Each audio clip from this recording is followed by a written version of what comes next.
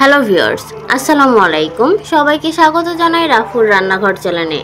আবারও হাজির হলাম নতুন একটি ভিডিও নিয়ে। তো চলো আজকে রেসিপিটি কি সেটাই আমি তোমাদের সাথে শেয়ার করব। আজকে আমি তৈরি করে দেখাবো মুরগির কলিজা দিয়ে নুডলস রেসিপি। তো চলো কথা না বলে দেখে নেওয়া যাক কীভাবে এটি তৈরি করা যায়। তার জন্য আমি এখানে প্রথমে পেঁয়াজ কুচি, কাঁচামরিচ কুচি, টমেটো ও ধনেপাতা কুচি করে নিয়েছি এবং নিয়েছি নুডলস ও আলু আগে থেকে সিদ্ধ করা এবং কলিজাটাকে আদা রসুন দিয়ে খুব ভালো করে একটু ম্যারিনেট করে রেখেছি। এবার আমি একটি প্যানে পরিমাণ মতো তেল গরম করে নেব। তেলটা গরম হয়ে আসলে আমি এখানে আগে থেকে যে আদা রসুন দিয়ে কলিজাটাকে ম্যারিনেট করে রেখেছিলাম সেটা আমি এখন তেলের মধ্যে দিয়ে দিব। দিয়ে আমি খুব সুন্দর করে একটু নেড়ে চেড়ে ভেজে নিব। এটা একটু সময় নিয়ে ভাজতে হবে, কারণ এখানে অর্ধেকটা সেদ্ধ হয়ে যাবে। এখানে তো কোনো পরিমাণ পানি ব্যবহার করা যাবে না, তাই এটাকে একটু সম্পূর্ণ সময় নিয়ে লো হিটে একটু ভেজে নিতে হবে। এটা যাতে পুড়ে না যায় সেজন্য আমি খুব ভালো করে একটু 2 মিনিট পর পর নেড়ে চেড়ে দিচ্ছি। যখন এটা এরকম একটা ভাজা ভাজা পর্যায়ে চলে আসবে তখন আমি এখানে দিয়ে দেব কুচি করে রাখা পেঁয়াজ। পেঁয়াজটা দিয়ে আমি আর একটু ভালো করে নেড়ে চেড়ে দিব। পেঁয়াজটা যখন হালকা একটু সফট হয়ে আসবে এই পর্যায়ে আমি দিয়ে দিব কাঁচামরিচ কুচি। যে আমি কাঁচামরিচ কুচিগুলো দিয়ে দিলাম। আমি কাঁচামরিচটাকে একটু লম্বা করে কেটেছি আজকে দেখার সৌন্দর্যের জন্য। তো আপনারা চাইলে আপনাদের পছন্দ অনুযায়ী আরও ছোট করে মিহি করে কুচি করে নিতে পারবেন।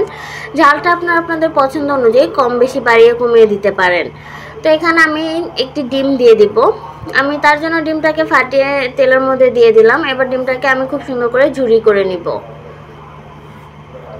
এই তো আমি ডিমটাকেও খুব সুন্দর করে ঝুরি করে নিচ্ছি। এবার সবগুলোকে আমি খুব সুন্দর করে ডিম পেঁয়াজ একসাথে ভালো করে একটু ভেজে নিচ্ছি।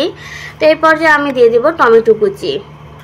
টমেটোগুলোকে আমি একটু লম্বা করে কেটেছি যাতে দেখতে ভালো লাগে, তো সেই জন্য আমি লম্বাভাবে আজকে কুচি করে দিলাম। তোমরা চাইলে কিউব করেও কেটে নিতে পারো। তো আমি সবগুলো পণকে খুব সুন্দর করে একটু নেড়ে চেড়ে ভেজে নিচ্ছি। দেখতে পাচ্ছি এটাকে হালকা হাতে অল্প সময় নিয়ে ভাজতে হবে, কোনো রকম হাই হিটে ভাজা যাবে না, তাহলে হয়তো পুড়ে যেতে পারে। তো আমি এখানে তারপরে দিয়ে দিলাম ধনেপাতা কুচি। ধনেপাতাটাকে দিয়ে আমি খুব সুন্দর করে একটু নেড়ে চেড়ে মিশিয়ে নিচ্ছি। এবার দিয়ে দেবো আগে থেকে সেই সেদ্ধ করে নুডলস ও আলু রাখা। এবার দিয়ে দিলাম সবগুলো নুডলস। তো দিয়ে আমি খুব সুন্দর করে একটু নেড়ে চেড়ে মিশিয়ে নিচ্ছি। তো এটাকে একটু সময় নিয়ে মেশাতে হবে। এটা অবশ্যই বাসায় একবার ট্রাই করে দেখবেন, আশা করি আপনাদের কাছে খারাপ লাগবে না। আমি আজকে যেভাবে তৈরি করেছি, যে ইনগ্রেডিয়েন্টসগুলো ব্যবহার করেছি, অবশ্যই চেষ্টা করবেন এই ইনগ্রেডিয়েন্টসগুলো ব্যবহার করার, তাহলে আশা করব আপনাদের কাছেও ভালো লাগবে। তো আমি সবগুলোকে খুব সুন্দর করে নেড়েচেড়ে মিশিয়ে নেওয়ার পরে এবার আমি এখানে যে নুডলসের প্যাকেট মশলা ছিল আমি সেগুলোকে দিয়ে দিচ্ছি। এখানে কোনো প্রকার লবণ দেওয়ার কোনো প্রয়োজন নেই, কারণ নুডলসের এই মশলার সাথে লবণটা দেওয়া থাকে। তো আমি এখানে আর লবণ দিলাম না।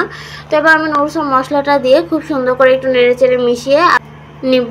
এবার আমি আরেকটু কিছুক্ষণ চুলার উপরে রেখে আরেকটু ভালো করে মিশিয়ে নিচ্ছি। এটাকে খুব সুন্দর করে মেশাতে হবে, যেহেতু নুডলসের মশলাটা যাতে কোনোভাবে একখানে না থাকে।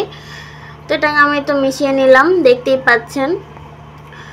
তো এটা আমি আরেকটু ভাজা করে নিচ্ছি, আপনাদের পছন্দ অনুযায়ী নামিয়ে নিতে পারেন। আমার মনে হয় এখানটা আরেকটু ভালো করে নেড়েচেড়ে মিশিয়ে নিলে খেতে ভালো লাগবে। তো এবার আমি এটাকে নামিয়ে নিব।